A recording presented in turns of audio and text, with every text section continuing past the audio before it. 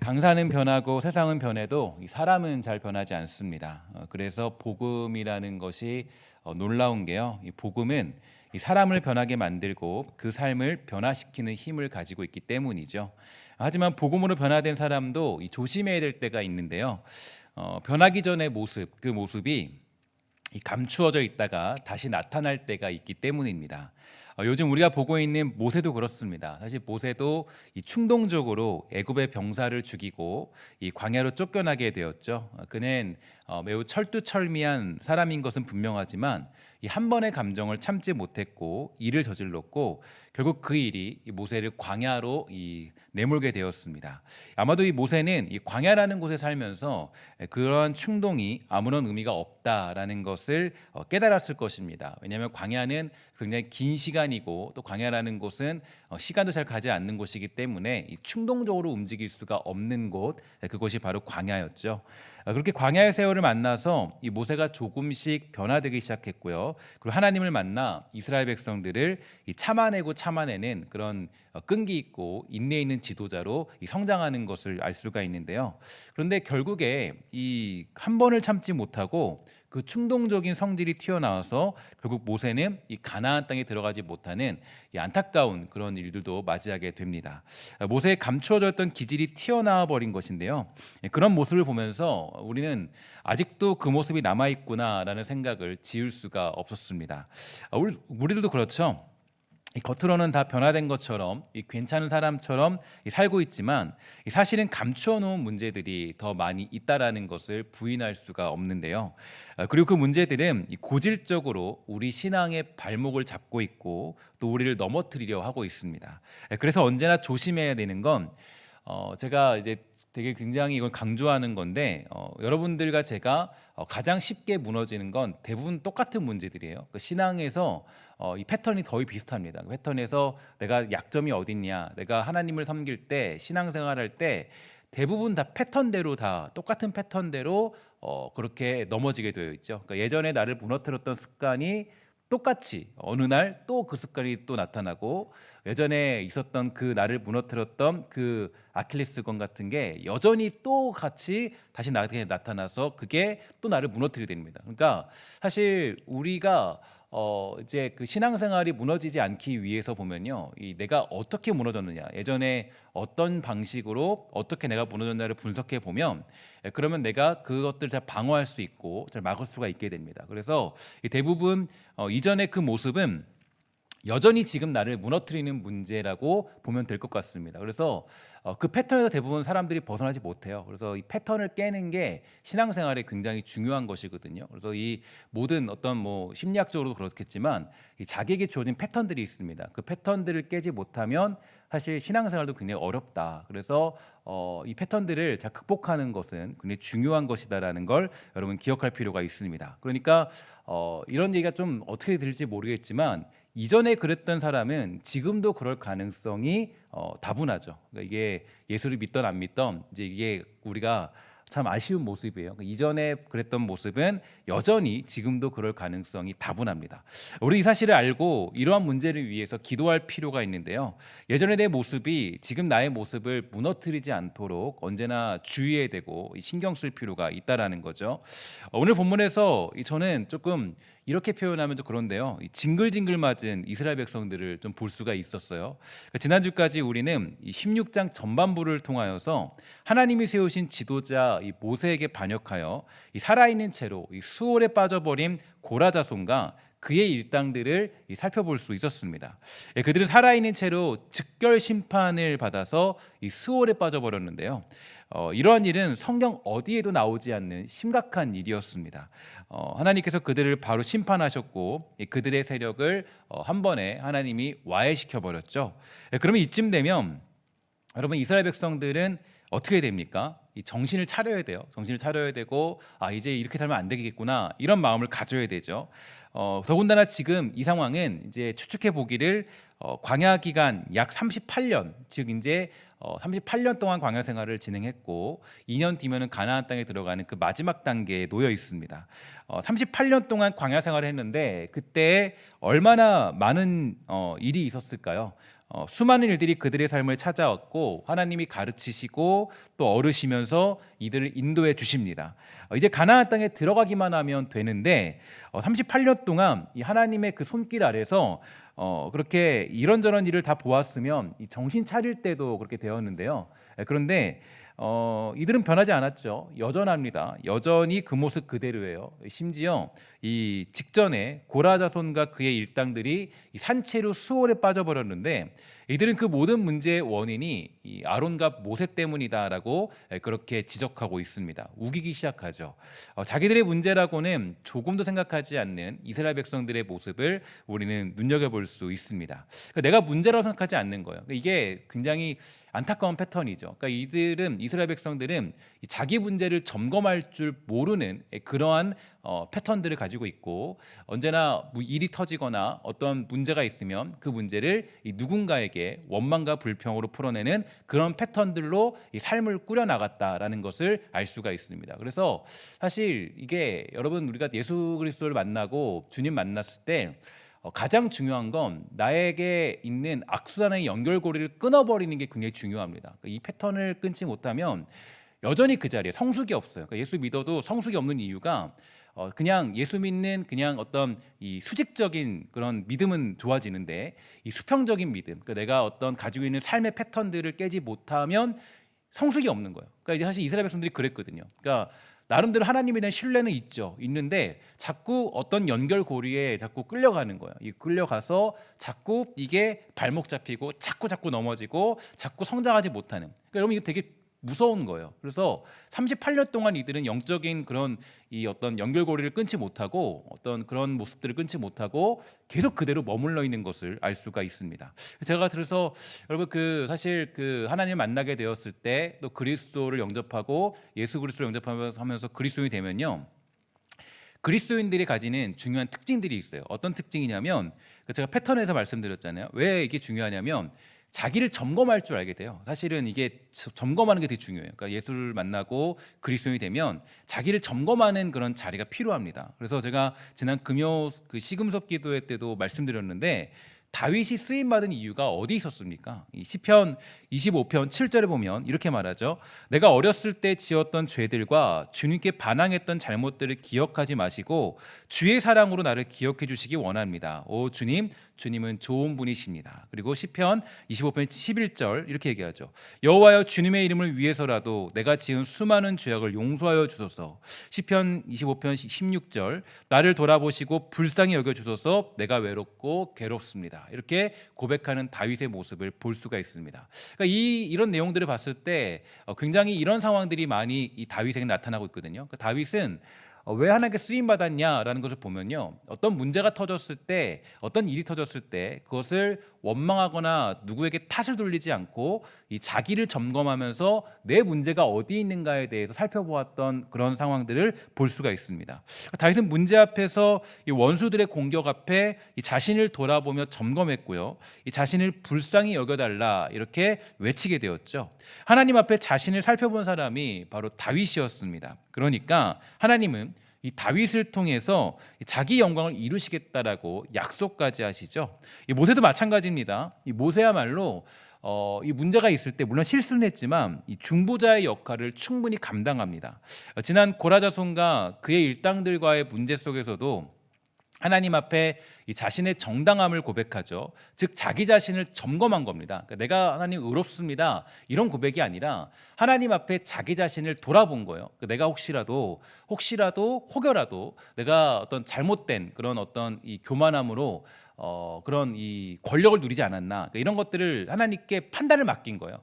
그러니까 이 얘기는 이 모세가 자신을 점검하는 시간이 있었다라는 거예요. 그러니까 나의 문제는 무엇인가? 내가 혹시라도 잘못하지 않았나? 내가 혹시 문제가 있진 않았나? 여기에 대한 점검을 했던 겁니다. 그러니까 모세는 한결같이 그렇게 살아왔어요. 그러니까 하나님은 이 모세의 손을 들어주죠. 그러니까 내가 자신을 점검해 봤을 때, 이 점검해 봤을 때 문제가 없는 것을 하나님께 고백했다는 것은 이미 하나님 앞에 깨끗하게 살면서 또 하나님 앞에 부끄럽지 않게 살아가는 모세의 모습을 볼 수 있습니다. 그렇게 살았던 이유는 자신을 늘 점검하는 그런 습관을 가지고 있었기 때문이에요. 그래서 하나님 앞에 이 판단을 맡긴 거죠.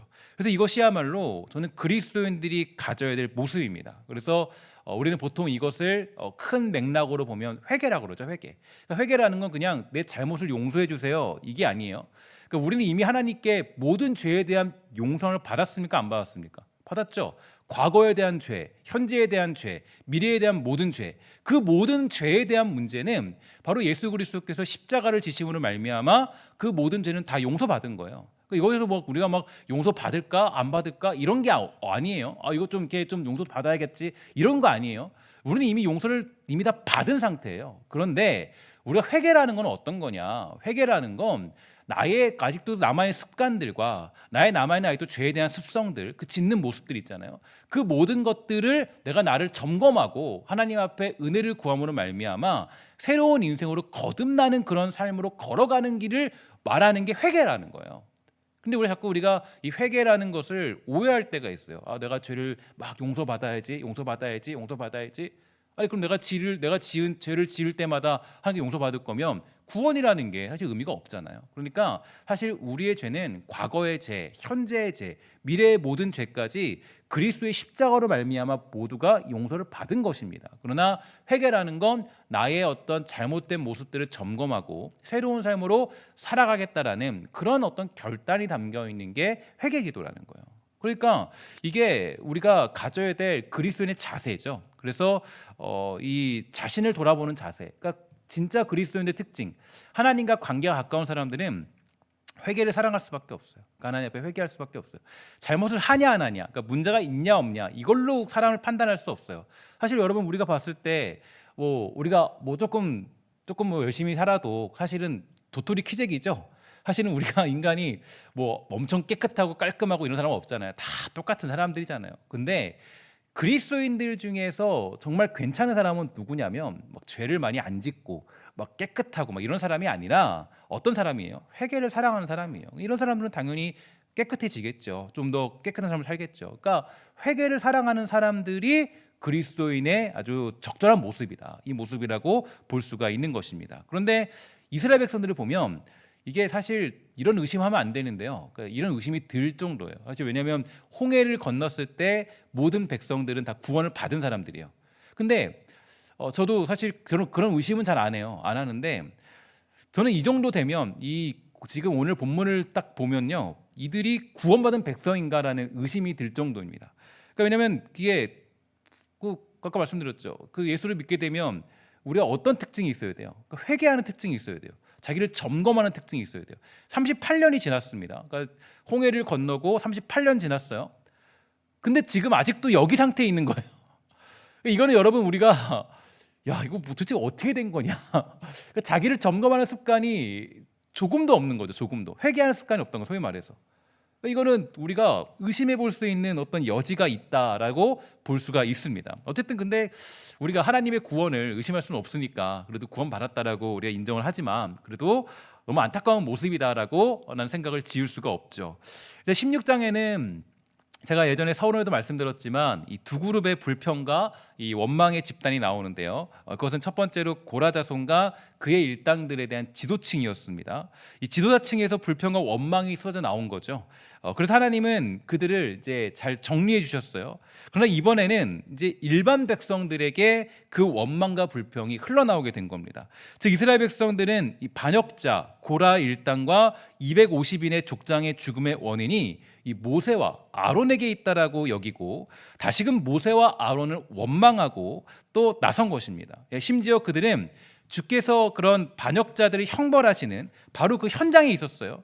그러니까 이 반역자의 종말, 또 하나님의 뜻과 그분이 세우신 질서에 따르지 않았을 때 어떠한 일이 벌어지는가에 대해서 누구보다 잘 보았던 사람들입니다. 그러나 그들은 단 하루 만에 또다시 고라일 땅을 쫓아서 불평하고 원망하는 자리에 서 있는 것을 알 수가 있게 되죠. 우리 1절 보면 이렇게 되어 있습니다. 이튿날 모든 이스라엘 백성이 모세와 아론에게 불평했습니다. 그들은 당신들이 여호와의 백성을 죽였소라고 그렇게 말했습니다. 이스라엘 백성들이 그렇게 말할 수 있던 것은 이 고라 일당들의 즉결 심판, 하나님의 즉결 심판을 보면서도 반역의 죄에 대하여서 심각하게 생각하지 않았다는 것을 알 수 있는데요. 다시 말해서 그들은 이 재앙을 보고서도 이 죄의 심각성을 깨닫지 못했던 것입니다. 다시 말해서 고라와 그의 일당의 행위가 이 자신들의 보기에는 심판받아 죽임을 당할 만큼 심각한 것은 아니었다라는 생각이 들었던 거죠. 그래서 그 자리에서 모세가 그들의 불평과 원망에 귀를 기울이지 않았기 때문에 죽었다라고 판단한 것입니다. 그러니까 이 모세와 아론에게 이 문제에 대해서 이 책임을 물은 거예요. 이런 사실을 통하여서 우리는 이스라엘 백성들의 영적인 상태가 어느 정도에 있는지를 가늠할 수가 있게 되죠. 왜 하나님이 이들을 이 가나안 땅에 들어보내지 않았는가? 여기에 대해서도 우리는 생각해 볼 수 있습니다. 먼저 이들의 영적 상태는 이겁니다. 그러니까 죄를 말해도 죄가 무엇인지 모를 정도로 둔감한 상태에 놓여 있었다라는 것을 알 수가 있어요. 하나님이 가시적으로 보여줬죠. 가시적으로 그러한 일이 얼마나 무섭고 두려운 일인지 보여줬지만 그것을 죄로 느끼지 못했기 때문에 이들은 마치 영적인 문둥병에 빠진 것과 같은 그런 상황에 놓여 있는 것입니다. 제가 문둥병자를 보진 못했지만 어른들의 이야기를 들어보면 이 문둥병의 특징은 이 고통을 느끼지 못한다 그러죠. 그래서 일절에 보면 막 코가 떨어진 사람도 있고 그냥 예전에 보면 그런 이제 그 환자들의 어떤 그런 그 예배에 참석하신 분들이 있는데 막 박수 치다가 손가락이 떨어진대요. 막 그런 분들도 계시대요. 근데 그걸 모른대요. 모른다라는 거예요. 그만큼 이게 너무 무서운 병이라는 거죠. 무서운 병이고 이 손가락에 떨어져도 발가락이 떨어져도 이 고통이 없습니다. 그러니까 이 문둥병이 무서운 거예요. 그러니까 하나님께서도 종종 저와 여러분들을 치실 때가 있어요. 그럴 때 있죠. 저도 그렇게 느낄 때가 있어요. 그러니까 하나님이 우리의 죄를 갚으시려는 게 아니라 야 너 죄 졌으니까 벌 받아 이게 아니라 딱 봐도 어떤 거냐면 하나님이 우리를 이제 바른 길로 가도록 하기 위해서 격길로 가지 않고 바른 길로 가기 위해서 마치 양이 막 이렇게 가야 되잖아요. 근데 그러면 이렇게 목자가 이렇게 쳐야 되잖아요. 이런 느낌으로 하나님이 칠 때가 분명히 있어요. 그러니까 여러분들도 아마 이건 하나님이 치시는 거구나라는 것을 경험할 때가 있었을 거예요. 그럴 때가 분명히 있어요. 저도 있거든요. 그런데 그거는 우리가 죄를 지었기 때문에 그 죄에 대한 벌이라기보다는 이거예요. 우리가 돌아와야 하기 때문에 삶에서 여러 가지 방면으로 회초리를 드실 때가 있다라는 거죠. 그러면 보통 그 회초리를 맞으면 어떻게 됩니까? 하나님께 돌아가는 게 맞아요. 근데 하나님이 때리시는 회초리가 사실 이게 좀 강하죠. 때리는 회초리가 약하지 않아요. 그냥 이게 약하지 않고 하나님 회초리를 때리면 이게 너무 강하기 때문에 웬만한 그리스도인들은 정신 차려요. 정신 차리고 엎드려서 하나님의 능력을 구하는 자리로 가게 됩니다. 그러나 양심의 화인을 맞거나 이스라엘 백성 같이 영적인 어떤 그 둔감함에 놓여 있는 사람들은 아무리 회초리를 맞아도 돌아가지 않아요. 그래서 여러분 보면 그 이스라엘 왕국이 두 개로 갈라지잖아요. 그런데 나중에 보면 남유다 왕국이 이렇게 나중에 망해요. 북이스라엘이 먼저 망하고 이것도 하나님의 은혜예요. 왜 은혜냐면 하나님께서 그 남유다 왕국이라도 그 하나님의 은혜를 깨닫도록 하기 위해서 북이스라엘을 먼저 하나님이 무너뜨리신 거예요. 이걸 보면서 하나님을 잘못 섬기면 너희들이 우상을 숭배하면 망하니까 너희들도 더 정신 차려서 하나님 잘 섬겨라 이 얘기거든요. 하나님 얘기는. 근데 그들이 돌아가요 안 돌아가요? 안 돌아가죠. 그러니까 아무리 그런 것들을 보여줘도 돌아가진 않아요. 그러니까 아무리 회초리를 맞아도 돌아가지 않아요. 오히려 여기서 보면은 제가 깜짝 놀란 게 이 41절에서 50절까지 내용 보면요, 이 불평이라는 단어가 굉장히 많이 나오고요, 또 이렇게 원망의 단어도 많이 나와요. 굉장히 몰아서 나와요. 이게 마지막이에요. 근데 이게 정말 너무 이게 결국 왜 이들이 못 들어가는지의 정확한 이유가 완전히 나타나고 있는 거죠. 그러니까 하나님께서 죄가 무엇인지 알려줘도 그것을 깨닫지 못하는 사람은 결국 하나님이 포기하실 수밖에 없다라는 것을 알 수가 있습니다. 고라 일당의 심판을 보면서도 깨닫지 못하니까, 아니 지금 봤어요. 뭘 봤냐면 지금 고라 일당들이 그 수월에 빠지는 걸 봤어요. 땅에 삼키는 걸. 그러면은 하나님께 엎드려서 그냥 살아가야 되잖아요. 근데 못한다라는 거예요. 고라 일당의 심판을 보면서도 깨닫지 못하는 겁니다. 결국 하나님이 택하신 방법은 그냥 거기도 직결 심판이에요. 그냥 수월까지는 아니어도 바로 그냥 그래서 이 산자와 죽은 자 사이로 아론이 들어가서 살려내잖아요. 그러니까 이거는 나중에 이거 여기까지 설명은 안 하는데 나중에 보면 이게 그 예수 그리스도를 어떤 표상하는 내용이기도 합니다. 어쨌든 간에 하나님이 택하신 방법은 이 14,700명이 급사하는 일을 행하시고 또 죄를 죄로 인식하지 못하는 것은 어떤 커다란 비극이에요. 그러니까 이건 굉장히 무서운 겁니다. 하나님이 결국에는 죄를 인식하지 못하기 때문에 돌아보지 못하기 때문에 그렇기 때문에 하나님이 이들에게 심판을 내릴 수밖에 없는 거예요. 그리고 되게 무서운 거예요. 그러니까 우리가 그리스도인의 특징, 이건 말씀드렸죠. 죄를 안 짓는 게 그리스도인의 특징이 아니에요. 여러분 넘어질 수 있어요, 없어요? 여러분 지난 주간에 정말 하나님 앞에 나는 깨끗하게, 나는 너무 깨끗하다, 나는 죄 하나 없다. 저도 사실 하나님 앞에 부끄러운 게 많이 있거든요. 많이 있거든요. 우리도 다 그렇잖아요. 뭐 다 그렇잖아요. 그럴 수 있어요. 다 그럴 수 있다고요. 그러나 예수 믿는 사람들은 거기서 끝이 아니라 그걸 보고 자신을 점검하여 자신을 치고 복종하여서 새로운 패턴으로 나아가기 위해서 우리가 다시 나를 치고 복종시키는 거예요. 이게 우리들의 삶이라는 거죠. 그런데 죄를 죄로 인식하지 못하는 것은 커다란 비극이 됩니다. 고린도 교회도 이러한 일로 바울에게 책망을 들은 일이 있는데요. 그 아비의 아내를 취한 어떤 사람을 그들이 물리치지 않고 용납한 일이 있습니다. 고린도전서 5장 1절과 2절이에요. 너희 중에 심지어 음행이 있다함을 들으니 그런 음행은 이방인 중에서도 없는 것이라.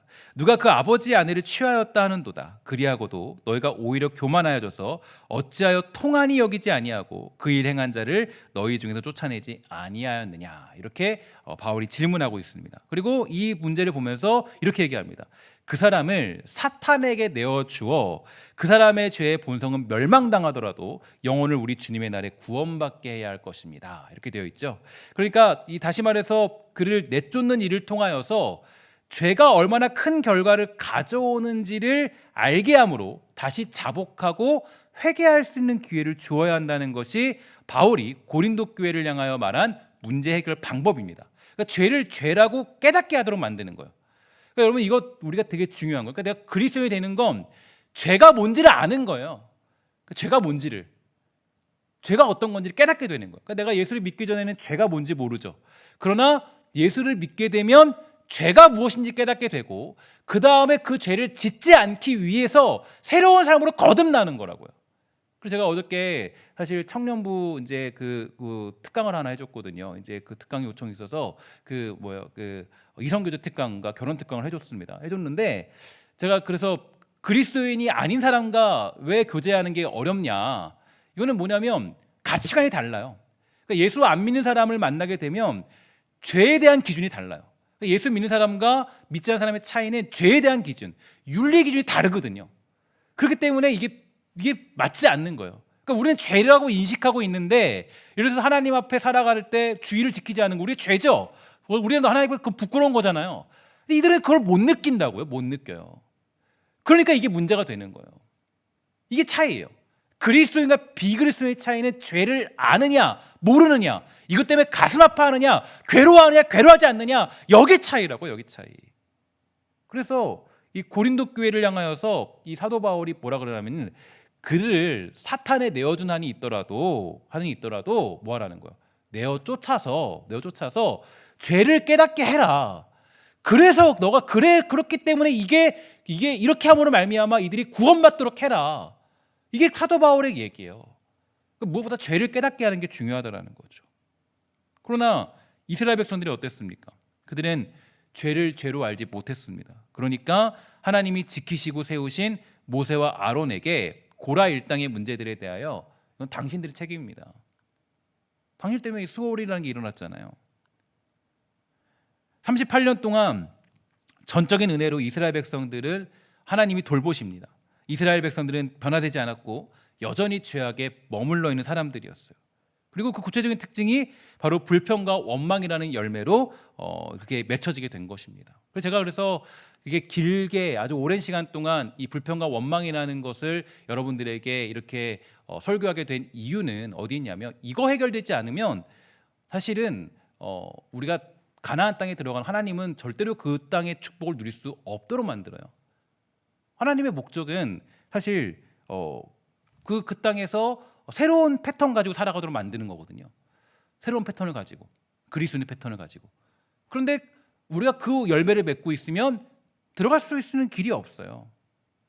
그래서 우리는 이걸 조심해야 되는 거죠. 아까도 말씀드렸지만 영적으로 깨어있는 사람들은 자신을 돌아보고 점검하지만 영적으로 어두워져 있는 사람들은 이 불평과 원망에 사로잡혀 살아가는 겁니다. 그런데 정말 신기한 건요, 이런 모습이 잘 바뀌지 않는다라는 거죠. 38년이에요. 38년 동안 여전히 그 모습입니다. 하나님이 그렇게 베푸시고 입히시고 먹이셨는데 여전히 그 모습이에요. 하나님이 정말 구름 기둥과 불 기둥으로 인도하셨는데 여전히 그 모습이에요.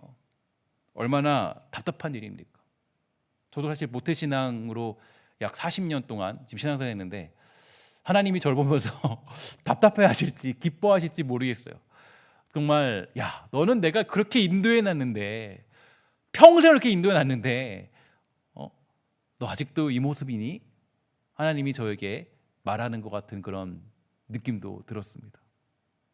그러니까 여러분, 모세가 화낼만 하죠. 그죠? 보면 모세가 이 화가 나서 이 옛날 성질이 나올 만해요. 그러니까 징글징글 맞은 거죠. 오늘 저와 여러분들의 영적 수준은 어느 정도일까요? 정말 저는 40년 됐는데 40년 동안 정말 혹시 내가 하나님 아직도 이 자리에 있어서 아직도 하나님이 인도해 주는 상태가 이 정도인데 그럼 나는 아직도 여기밖에 되지 않는지, 혹시라도 이스라엘의 영적 수준에 대한 이런 고민을 할 수밖에 없었어요. 여러분 어떻습니까? 저보다 신앙생활 오래 하신 분도 계시고요. 여러분 신앙생활이 30년, 40년 되신 분도 계실 거예요. 그런데 아직도 그 처음 믿었던 영적 패턴에 놓여 있으면 여러분 그건 되게 우리가 하나님 앞에 엎드려 회개하고 울면서 괴로워야 될 일이에요. 아직도 내가 아직 그 20대 때 아니면 10대 때 아니면 처음 믿었던 패턴 그대로 내가 있다면 그거는 우리는 하나님 앞에 울며 통곡하며 회개할 일이에요. 왜냐하면 하나님의 주신 그 은혜를 우리가 망각해버린 거거든요. 그러니까 여러분 하나님도 답답하시고, 그러니까 이 모세도 얼마나 답답할까요?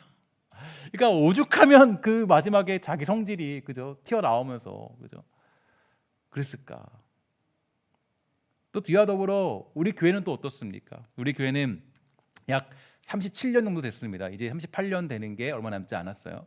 그러니까 이제 얼마 남지 않았는데 과연 어떤 자리에 있을까? 우리는 과연 어떤 자리에 있을까? 하나님이 인도해 주시고 먹이시고 입히셔서 여기까지 왔는데, 그죠? 그러니까 이게 매칭이 되더라고요. 저는 하나님의 말씀을 보면서 우리는 과연 어느 정도 왔을까?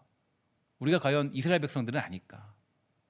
정말 문제가 생겼을 때 누군가의 탓을 하면서 누구 문제다, 저 사람 문제다, 이거 문제다 이렇게 하면서 우리가 불평하고 원망하는 자리에 있는지, 아니면 문제가 터졌을 때 그 문제 속에서 어떤 교회의 어려움 속에서 하나님 이건 제 문제거든요, 하나님 앞에 자신을 점검하는 그런 어떤 교회인지 우리는 생각해 볼 필요가 있다라는 겁니다. 정말 우리는 이 모습을 통하여서 자기를 점검하고 자기의 죄를 돌아볼 필요가 있습니다. 오늘 나의 입술, 나와 함께하는 사람, 지금 내가 속해 있는 그룹을 살펴보면요, 사실 여러분 내 위치가, 나의 어떤 영적 성장이 어디까지 왔는지는 좀 살펴볼 수가 있습니다. 여러분 이런 얘기가 있죠. 제가 지난 시간에 지난 주간에 이렇게 조금 쉼을 가지면서 막 강의들을 좀 몇 개 들었어요. 들으면서 그 강의에서 이런 얘기가 들었고, 유유상종이다라는 얘기를 하더라고요. 그러니까 주변 사람을 보면 내가 누군지를 알 수 있대요. 나와 함께하는 사람이 누구냐 보면 그 사람이 나라는 거예요. 대부분의 경우가 그 사람이 내 모습이라는 거예요. 그러니까 주변 사람을 보면 내가 누군지 알 수 있다는 거예요. 그러니까 지금 내 주변에 불평과 원망한 사람만 있다면 사실 자신도 그럴 경향이 있다라는 거죠. 반면에 자신을 점검하고 회개하고 엎드린 사람들 중에 있다면, 하나님의 은혜를 구하는 사람 중에 있다면 지금 자신도 그럴 가능성이 높다라는 겁니다. 오늘 한 주 동안 자기 자신을 점검하십시오. 그래서 38년이 되었을 때 혹시 이스라엘 백성인지 아니면 여호수아 갈렙인지 이 바라고 소망하는 것은 저와 여러분들 모두가 오늘 이렇게 죽게 된 14,700명이 아니라 가나안 땅에 들어간 여호수아 갈렙이 다 되시기를 주의 이름으로 간절히 부탁을 드리겠습니다. 잘 아는 것처럼 출애굽 1세대는요 단 한 명도 가나안 땅에 들어가지 못했어요. 이는 결국 출애굽했을 때 그들의 모습에 변화가 찾아오지 못했다라는 것을 의미합니다. 결국 변화 없이 여전히 그 죄악의 자리에 머물러 있던 것이죠. 오늘 그 자리를 박차고 나와야 돼요. 그래서 여러분 정말 이거 여러분 기억하십시오. 영적인 패턴이 어디 있는지, 나의 지금 연결고리가 어디 있는지, 내가 지금 어떤 지금 연결고리에 빠져 있는지, 나를 무너뜨리는 그 고리는 어떤 건지. 그러니까 여러분들과 제가 늘 점검하는 게 이거. 그러니까 이 사람들의 이 이스라엘 백성들의 가장 큰 패턴은 어디 있어요? 일이 터져요. 그 다음에 이 사이클이 터져요. 터지면 모든 걸 풀어내는 게 뭘로 가요? 불평과 원망이에요. 모든 걸. 이게 연결고리예요. 40년 동안 그래요. 40년 동안. 이거는 이 사람들이 벗어나야 될 모습이었어요. 그런데 이 패턴을 못 벗어나는 거예요. 패턴을. 제가 예전에 3주 전에도 그 분노에 대한 이야기 말씀드렸잖아요. 분노에 대한 이야기. 또 그리고 그런 얘기인데, 분노를 내는 것도요, 다 패턴이에요. 다 사람 패턴이 있어요. 그리고 여러분 우리의 어떤 삶의 어떤 이 질을 바꾸기 위해서는 다 패턴이에요. 그 패턴을 못 바꾸면요, 전부 다 그게 거기에 다시 빠지는 거예요. 여러분 그래서 그 민수기나 어떤 이 출애굽 시대가 끝나고 그다음에 사사기 시대 같은 걸 보면요, 사사기나 열왕기 상하 시대가 찾아오잖아요. 근데 사사기나 열왕기 시대를 보면 그 얘기가 여러분 막 복잡하잖아요. 사사기 보면 사람들 나오고, 열왕기 상하 보면요 막 왕들 쫙 나오잖아요. 다 외우고 힘든데, 여러분 거기서 중요한 건 왕들의 이름이 아니에요. 왜 왕들이 등장하고 왜 시대가 등장한지 아세요? 거기서 말하는 게 딱 똑같아요. 뭘 얘기하면 사이클이에요. 사이클. 도는 거, 계속 도는 거. 하나님 섬겼다가 우상 섬겼다가 다시 또 하나님 또 우상 섬기니까 고난받고, 다시 또 엎드려서 막 하나님 찾다가 다시 또 찾다가, 계속 사이클. 반복.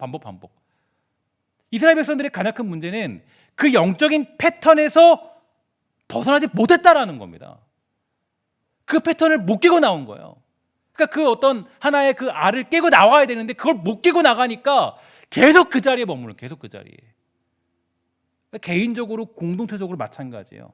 개인적으로도 여러분들이 영적 생활에 어떤 성장이 없다. 그럼 내가 왜 성장이 없지? 이유가 있어요. 그 영적 패턴을 못 깨는 거예요. 교회도 마찬가지예요. 왜 교회가 성장이 없지? 이유가 있어요. 그 패턴을 못 깨는 거예요. 그래서 거기서 이제 자꾸 머물게 되는 거예요. 자꾸 그 자리에 매번. 하나님은 믿는데 구원은 받았으나 영적인 풍성함은 못 누리는 거예요. 구원은 받았으나 가나안 땅에서 누리는 복들은 못 누리고 있는 거예요. 이게 가장 큰 무서움이라는 거죠. 그래서 여러분 그 잠언서 29장 1절에 보면요, 이렇게 되어 있습니다. 잠언서 29장 1절 한번 볼까요? 이렇게 되어 있습니다. 함께 다 같이 읽도록 하겠습니다. 시작. 자주 책망을 받으면서도 목이 곧은 사람은 갑자기 패망을 당하고 피하지 못하리라. 여러분 이 말씀 보면서 어떤 느낌이에요? 제가 보면서 하나님이 나에게 말씀하신 것 같더라고요. 그러니까 하나님은 여러 방면으로 책망하시죠. 야, 수월에 빠진 거 봐라. 야, 그동안 너 봐봐. 하나님이 이렇게 한 거. 책망하세요. 저에게 책망을 하시더라고요. 여러 부분으로 저에게. 그런데 자주 책망을 하나님이 참으시는 거예요. 책망을 받으면서도 목이 곧은 사람은 갑자기 패망을 당하고 피하지 못한대요. 갑자기 패망을 당하고 피하지 못한다. 하나님이 계속적으로 치시는 거죠. 이사야 9장 13절과 14절. 그리하여도 그 백성이 자기들을 치시는 이에게 돌아오지 아니하며 만군의 여호와를 찾지 아니하도다. 그러므로 여호와께서 하루 사이에 이스라엘 중에서 머리와 꼬리와 종려나무 가지와 갈대를 끊는다.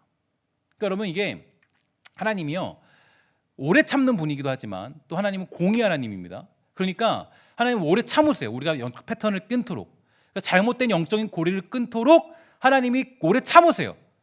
계속 그 하나님이 책망하시죠. 야, 이렇게 살면 안 돼. 이렇게 하면 안 된다고. 이렇게 하면 안 된다고 하나님이 계속 알려주세요. 계속 알려주시는데 그러다가 어느 날이 와요.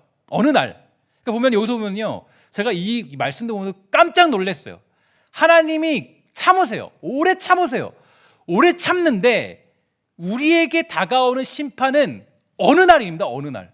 갑자기예요. 갑자기. 그래서 보면은 목이 곧은 사람은 갑자기래요. 갑자기 패망당하고 피하지 못한다. 그리고 머리와 꼬리와 종려나무 가지 갈대를 끊는데 얼마 만에? 하루 사이에 끊어. 하루 사이에. 그러니까 여러분, 우리가 빨리빨리 하나님이 말씀하시면 정신 차려야 돼요. 그래서 오늘 말씀, 제가 뭐 이 말씀이 좀 제목이 어떤지 모르겠지만, 신랑이 오면 게임 오버예요. 게임이라고 그러면 그렇지만 우리가 모든 게 다 끝나는 겁니다. 갑자기 오세요. 근데 갑자기, 그죠? 우리 마태복음 25장 1절 이하 보도록 할게요. 그때 천국은 마치 등을 들고 신랑을 맞으러 나간 열 처녀와 같다 하리니 그 중에 5은 미련하고 5은 슬기 있는 자라. 미련한 자들은 등을 가지되 기름을 가지지 아니하고 슬기 있는 자들은 그릇에 기름을 담아 등과 함께 가져갔더니 신랑이 더디움으로 다 졸며 잘세. 밤중에 소리가 나되 보라 신랑이로다 맞으러 나오라 하매 이에 그 처녀들이 다 일어나 등을 준비할세. 미련한 자들이 대답하여 이르되 우리와 너희가 쓰기에 다 부족할까 하노니 차라리 파는 자들에게 가서 너희 쓸 것을 사라 하니 그들이 사러 간 사이에 신랑이 오므로 준비하였던 자들은 함께 혼인잔치에 들어가고 문은 닫힌지라. 그 후에 남은 처녀들이 와서 이르되 주여 주여 우리에게 열어주소서. 대답하여 이르되 진실로 너에게 이르노니 내가 너희를 알지 못하노라 하였노니라. 그런즉 깨어있으라. 너희는 그날과 그때를 알지 못하느니라. 아멘. 여러분, 이걸 보면 느낄 수 있는 게 있죠. 그러니까 하나님이 변하고 준비할 수 있는 시간들을 주세요. 하나님 그런 분이세요. 여러분 기회를 안 주는 게 아니에요. 하나님이 기회를 오래 참을 때까지 주세요. 오래 참는 순간까지. 그러니까 오래 참는 때까지 주세요. 내가 변할 수 있는 모든 조건과 모든 걸 다 허락해 주세요. 그러니까 나의 어떤 잘못된 영적인 고리를 끊어버릴 수 있는 그 때를 허락해 주세요. 늘 오래 참음으로. 그것도. 그런데 문제는 뭐냐면 오래 참으시는데 오래 참는 그 때가 찾아오면 하나님이 갑자기 어느 날 그들을 패망하게 만들고 어느 날 하루 사이에 모든 걸 끊어버리고 그 모든 것들을 다 종료시킬 때가 찾아온다는 거죠. 그러니까 우리는 어떻게 해야 돼요? 사실 주님 언제 만날지 몰라요. 그죠? 주님 언제 만날지 모르죠. 주님이 갑자기 야 내가 그렇게 많이 알려줬지 않니? 하나님이 그죠? 그럴 때가 있잖아. 그렇게 많이 알려줬지 않냐? 아 내가 오래 참았다 야. 이제 너 와라. 그러면 여러분 우리가 이때 가야 되는 거예요. 이건 우리가 어떻게 할 수 없는 거예요. 근데 다 돌아보니까 민수기 16장의 내용이 나와 똑같아요. 야, 그러면 하나님 앞에 그거 어떻게 설 거예요? 어떻게? 그래서 여러분 저는 이 말씀을 보면서 사실 저 자신도 많이 돌아봤고 우리 모두가 사실 이 말씀을 보면서 깨달아야 돼요. 혹시 나의 영적 패턴은 어떻게 되고 있는지를 점검하셔야 돼요. 내 패턴이 그냥 이 이스라엘 백성들의 패턴인지 아니면 여러분 그 가나안 땅의 축복을 누렸던 두 사람이 있었죠. 누구예요? 여호수아와 갈렙이죠. 이들의 패턴은 달랐죠. 이들의 패턴은 어떤 일이 있을 때, 그죠? 어떤 일이 있을 때마다 하나님을 의지하고 약속을 믿고 그 약속으로 극복하는 패턴이에요. 그죠? 그 가나안 땅을 봤을 때 다 점령할 수 없다. 원망하고 불평했어요. 그죠? 그런데 이들의 패턴은 달라요. 이들의 패턴은 똑같은 상황에 갔는데 그 상황 속에서 언제든지 하나님의 약속이 있으면 이 땅을 점령할 수 있습니다. 그 똑같은 패턴이 가나안 땅 가서 나타나잖아요. 갈렙이 뭐라 그래요? 내가 살 수 있다. 하나님의 약속이 있으니. 그죠? 똑같아요. 이게 바로 가나안 땅의 축복을 누리는 사람들의 패턴이라고요. 그럼 우리는 오늘 이 시간에 기억해야 됩니다. 하나님 언젠가 오세요. 주님 언제 오세요? 근데 그때가 언제일지 몰라요. 오래 참으시다가 이게 개인적인 종말로 찾아올 때도 있고 어떤 전체적인 종말로 찾아올 때도 있죠. 그죠? 근데 어쨌든 우리는 갑자기 주님 만날 때가 찾아와요. 갑자기. 그럼 그 전에 어떻게 해야 돼요? 나의 잘못된 영적 패턴들 고리들을 다 끊어버려야 돼요. 그렇지 않으면 우리는 하나님 앞에 부끄럽게 설 수밖에 없는 것입니다. 사랑하는 여러분 혹시 여러분들과 제가 이스라엘 백성들의 패턴처럼 살아오고 있지는 않습니까? 어떤 어려운 일 만날 때마다 원망과 불평으로 풀어내고 누구 탓으로 돌리고 저 사람 때문이다라고 모든 것들을 해결하는 모습. 아니면 여호수아 갈렙처럼 우리가 정말 깨닫고 하나님 앞에 나아가는 은혜. 그죠? 모세처럼 자기를 점검하는 패턴. 다윗처럼 이전의 죄악들을 용서해달라고 구하는 패턴. 우리 그 패턴으로 가야 돼요.